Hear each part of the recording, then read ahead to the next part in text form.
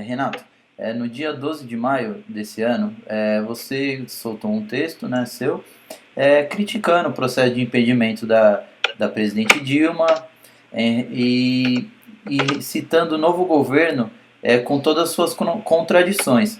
Você acha que o povo foi manipulado por quem tentava tomar o poder e não enxergou essas contradições?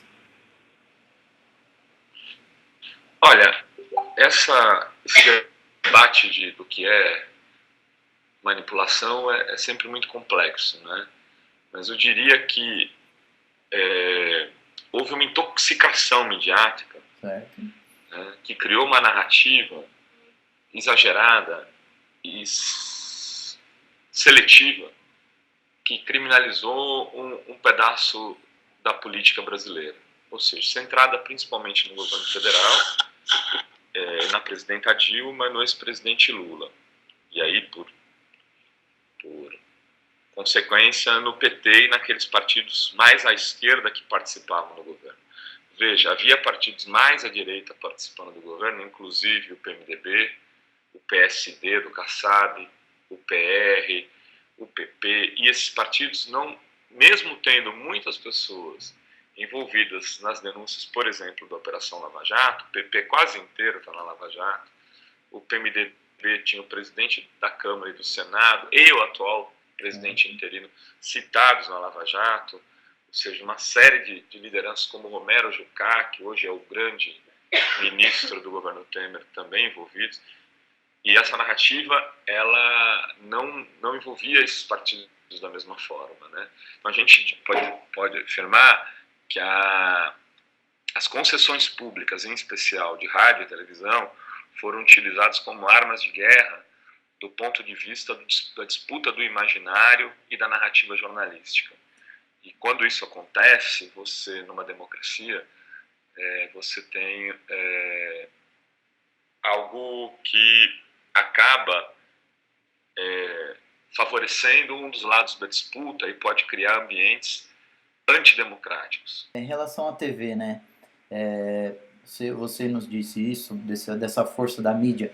O que fazer nesse tempo de mídia livre para o povo ir além da TV para se informar? Para não ficar à mercê, por exemplo, da TV Globo, que tem a força no estado, no país. O que dá para fazer para ir além dessa força da TV?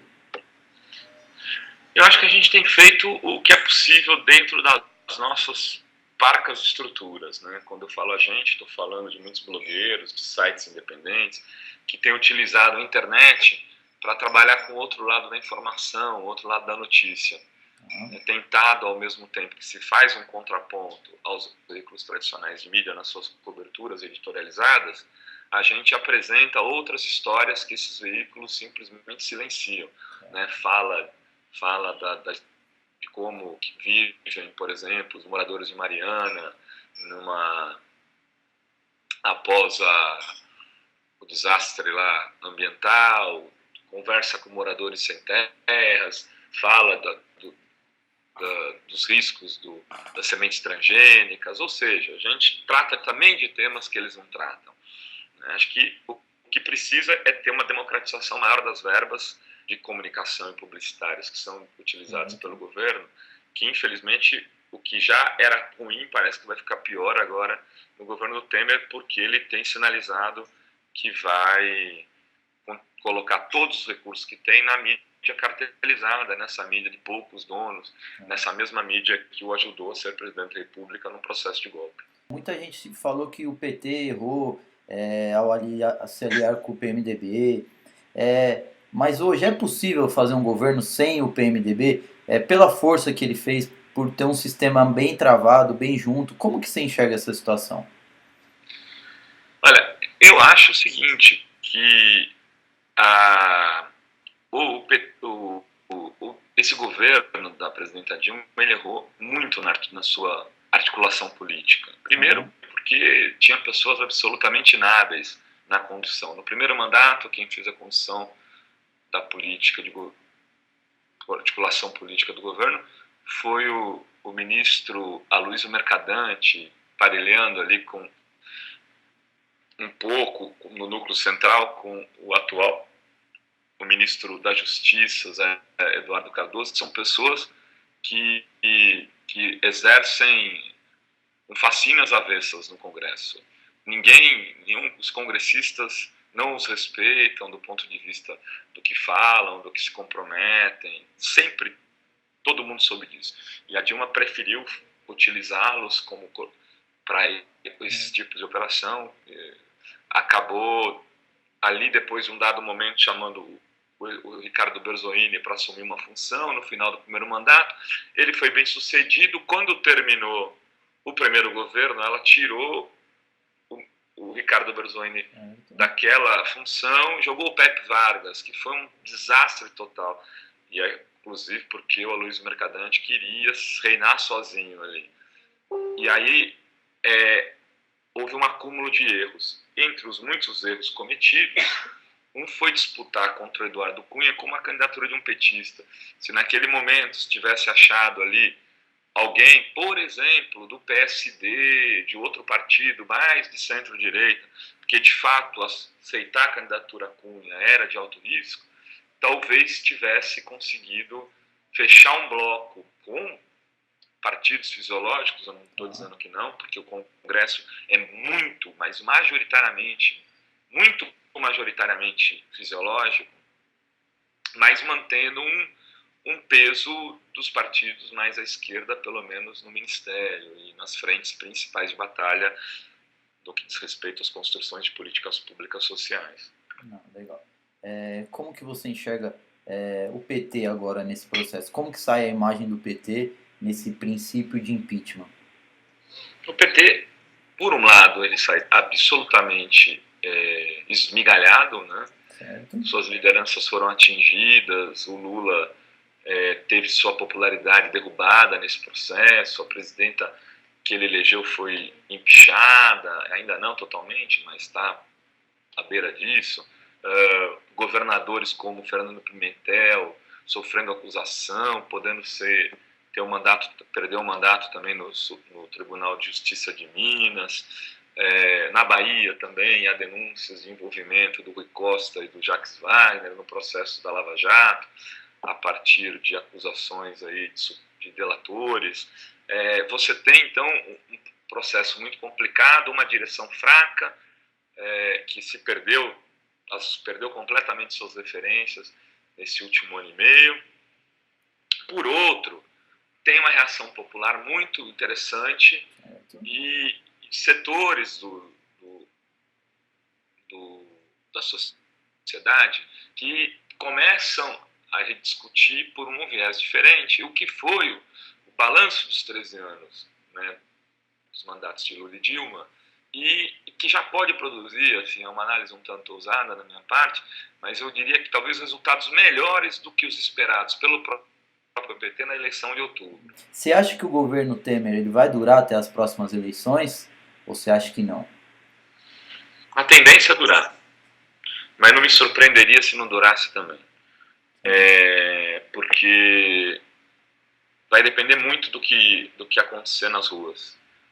Ainda é difícil dizer se o povo, aí falando dos setores da classe C e D, certo, vai reagir.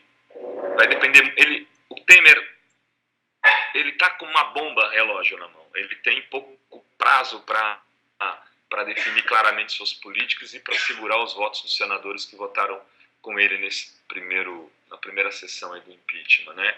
Ele teve 55 votos, ele precisa de 54. Se 2 vazarem, ele perdeu. A Dilma volta. Sim. Bom, volta em que contexto? Volta para chamar uma eleição direta? Eu acho que me pareceria o mais razoável. Ela não voltaria para continuar no mandato. É uma sensação que eu tenho. Certo. Pode continuar. Seria uma volta negociada, então. Então isso é mais perigoso para o Temer ainda, porque essa volta negociada pode vir a interessar algumas pessoas. Muitas das pessoas estão falando em governo de unificação. Mas como haver unificação se não tem negros no ministério, mulheres, igual você citou? Como que pode ter unificação se ele não abre essa brecha para as pessoas estarem realmente representando quem os vota? Olha, não é nem só isso, é o de menos. Não assim que a Dilma seja de menos, no Certo. sentido de que Sim. é irrelevante não ter mulheres e negros. Mas é que tem uma coisa que é um pressuposto. Mesmo que tivesse mulheres e negros, esse é um governo que nasceu a partir de um golpe. Não existe pacto e acordo nacional numa situação dessas. É diferente de um governo legitimamente eleito. Você pode até tentar fazer acordos, independente de colorações partidárias, posicionamentos políticos. Um governo que é fruto de uma conspiração não pode ser um governo de unificação. Legal. Você citou as panelaças, né, que teve aí, mas muita gente estava falando que não era contra o PT, contra a Dilma, e o Temer assumiu, nesse caso, não provando juridicamente que houve golpe. Você acha que as pessoas vão se arrepender daqui para frente, sendo que a partir de um golpe o novo presidente assumiu? Olha, muitos certamente vão se arrepender no processo histórico, aí, se as coisas se consolidarem. Já tem gente dando sinais. Eu o Cristóvão, eu não sei, sentindo um cheiro, o Romário. Com o tempo vai começar, por exemplo, muitos artistas que apoiaram, fizeram panela, já estão aí arrependidos porque fechou o MINC, entendeu? Imagina um cientista que depende do Ministério da Ciência e Tecnologia para elaborar seus projetos, para dialogar no setor acadêmico com financiamentos e tal. Acabou o Ministério, agora você vai lá falar com o Kassab, que é o Ministro das Comunicações, e que é um cidadão da Ciência e Tecnologia, e aí resolve lá o problema com ele. É piada. Né? Esse cara dançou. Então, no primeiro mês ele fica quieto, no segundo mês ele dá uma resmungada, no terceiro mês ele já fala, também com a Dilma não era bom, mas depois ele já cai fora, velho. Então, assim, o tempo, nesse caso, é o senhor da razão. A diferença que você enxerga é do impeachment que ocorreu com o Collor e agora para esse da Dilma? Olha, acho que assim, do ponto de vista jurídico, o que os advogados que eu conheço e que dominam o assunto dizem do Collor tinha, sim, provas contundentes de uso de recursos, do ponto de vista pessoal, de recursos ilegais. Do ponto de vista político, o Collor era um presidente sem ninguém, tanto que ele teve 38 votos a favor dele na Câmara. Ele não teve nenhum tipo de apoio. Quando ele pediu para as pessoas saírem de verde e amarelo na rua, todo mundo foi de preto. E nesse caso da Dilma, não. Ela não era uma presidente tão sem condições de governabilidade quanto o Collor era. Legal. Renato, só para fechar, o Panama Papers, por que você acha que ele é pouco conhecido pelo grande público? Você acha que tem muito receio das pessoas divulgarem realmente o que acontece aqui no Brasil? Você vê que assim, a estratégia, inclusive, de divulgação dele utilizada pelos veículos é muito delicada. Assim. Você dá uma notícia, ela fica uma hora nos sites daí, no portal, tal, ali com destaque, em geral, nunca é a manchetona, deixa de ser, entra já como submanchete, né, as matérias de muito, eu diria, toque rebuscado, cheia de cuidados e de zelos que não são tomados para, por exemplo, denunciar alguém que está na Lava Jato ou noticiar algo sobre alguém que está denunciado na Lava Jato, para ser mais preciso. Percebe? Então se criou aquilo, uma operação, olha só, precisamos tomar todos os cuidados. E por quê? Porque envolve gente de mídia, envolve muitos empresários, envolve amigos dos donos de jornais, políticos que não devem ser tratados da mesma forma como os do PT. E aí, quando eu falo do PT, veja, eu não quero desprezar aqui os erros cometidos pelo partido, que foram imensos. Olha, o PT fez coisas que são imperdoáveis para um partido que se quer de centro-esquerda, que tem o mínimo respeito pela ética pública. Então, acaba que está pagando uma conta que é sua também, né? Mas é que é tão claramente desproporcional a ação midiática e jurídica ao PT em relação a outros partidos que você acaba tendo que fazer um contraponto, porque percebe que está se queimando, tratando de uma forma queimando em praça pública apenas um personagem da história, ou seja, um lado da história.